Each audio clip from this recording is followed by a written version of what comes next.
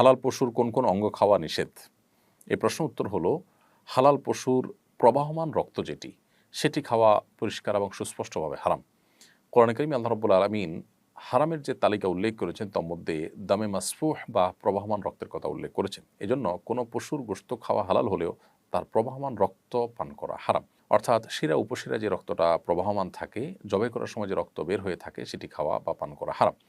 এর বাইরে হালাল পশুর গোশতের সাথে যে রক্ত লেগে থাকে, বিশেষ করে বারবার রান্নার আগে ধোয়ার পরও পানিতে যে লালচে ভাব থাকে সেটি খাওয়া হারাম নয়, কারণ সেটি প্রবাহমান রক্ত নয়। এছাড়া হালাল পশুর আরও কিছু অঙ্গ প্রত্যঙ্গ আছে যেগুলোকে ফোকাহ একরাম, বেশিরভাগ ফোকাহ একরাম মাকরুহ বলেছেন।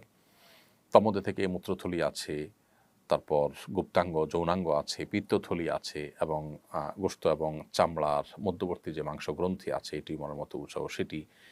তো এগুলোকে ফোকাহ একরাম মাকরুহ বলেছেন, অন্ডকোষ খাওয়াকে মাকরুহ বলেছেন। এর আগে আমরা আমাদের এক প্রশ্নের উত্তরে খুব সংক্ষিপ্তভাবে উত্তর দিতে গিয়ে এটিকে জায়েজ বলেছি এবং বলেছি কারো রুচিতে কুলালে সে খেতে পারে।